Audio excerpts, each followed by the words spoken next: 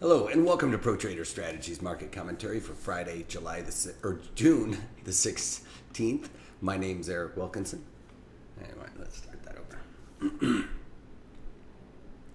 Hello and welcome to Pro Trader Strategies market commentary for June the 16th, Friday. My name's Eric Wilkinson. Some of you may recognize me as the Wolfman from CNBC, Fox Business, or even the Wall Street Journal for my commentary on everything from economic to geopolitical and market analysis. Please keep in mind that everything that we talk about in these market commentaries is not a solicitation to buy or sell any of these securities or strategies. At the end of the day, we're here to teach you some different strategies you can implement into your portfolios, but please do that in your own way. The reason why I can't give you advice on a particular strategy or underlying is because I don't know your risk parameters. I don't know what's in your portfolios, and therefore what I'm doing could be counterintuitive to what you are already doing. And please remember that past performance of any trading system or methodology is not necessarily indicative of future results. Anyway, having that out of the way, let's get this on. Not a whole lot of economic data across the pond, but here in the United States, we got building permits came in at 1.17 million, was expected to be 1.25 million, so lower than expected there.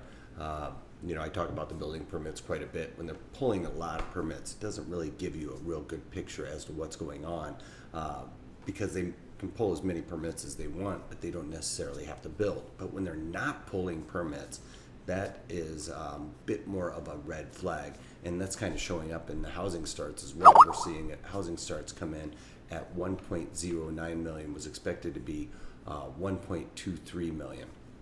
So lower housing starts, not really great, as the picture may not look that robust for the housing market. And then University of Michigan consumer sentiment came in at 94.5, and it was expected to be 97.2. It was also revised down from last month's just slightly from 97.7 to 97.1, so lower on both aspects there. Then on to the overall markets, we've got crude oil trying to trudge a little bit higher, getting back above the value area low, up by about 27 cents. I talked about this. I'm going to be looking to short crude oil, thinking that there might be a little bit of a bounce to test the Fib 61% area. I think it'll bounce off of that and go down to test the 43 handle in crude oil. So looking for that bit of a bounce to try and get an opportunity to start shorting crude oil.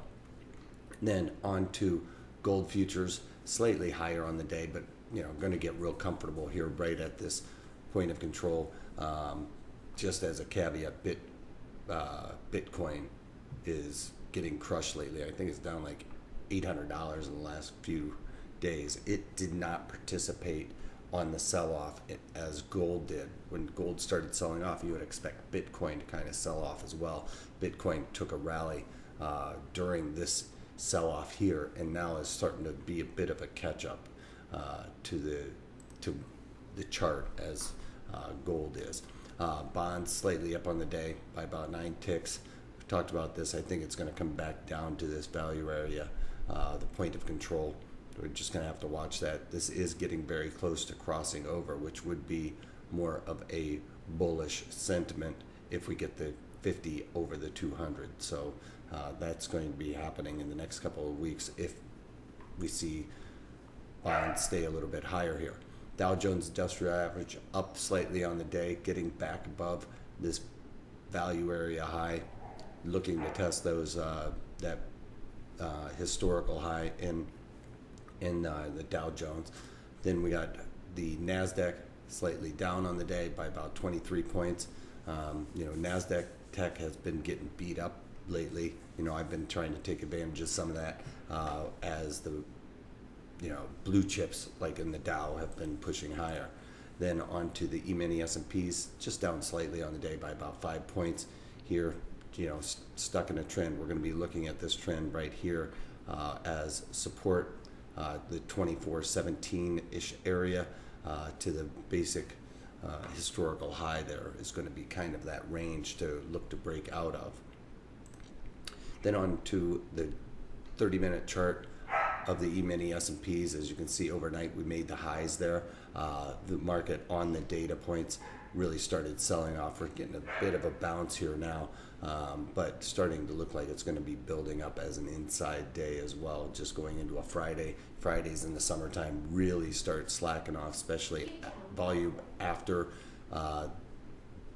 in the afternoon, I should say, really starts coming off as people take off for the weekend, rush to the Hamptons, what we used to call on the floor. Now, on to a few things that the only thing that I've actually done is in Target, but we got a lot going on in this sector right now as there's some big news out there, but let me get this trade out of the way real quick. I went into the July and sold the 48 puts for 56 cents this morning. It was quite a bit lower actually when I sold those. Kind of chased it up, but the reason why is because Amazon taking a direct hit to Target and Walmart, as you can see Walmart taking a big drop today. The news is basically because Amazon looking to buy Whole Foods at $42 a share. So Amazon going into the food market is going to be a direct assault on Target and Whole Foods. There's also other rumors that Amazon might be buying Lululemon. So a couple of tickers that I like to actually trade quite a bit going off. And so you can probably take this out of your watch list pretty soon, because Amazon going to be buying Whole Foods, and there will not be any more trading in butter or Whole Foods. So let's take a look at Amazon. Amazon taking a nice bounce here today after selling off. Literally that news, some are saying might actually pay for the purchase of Whole Foods in market cap. So Amazon moving higher, buying Whole Foods, hurting Walmart and Target. But you know, when there's blood in the water, that's time to go fishing, and that's why I decided with that big news against Target and Walmart, their IV is really spiked. So I'm going to take advantage of some of that high implied volatility, as we can see here with Target.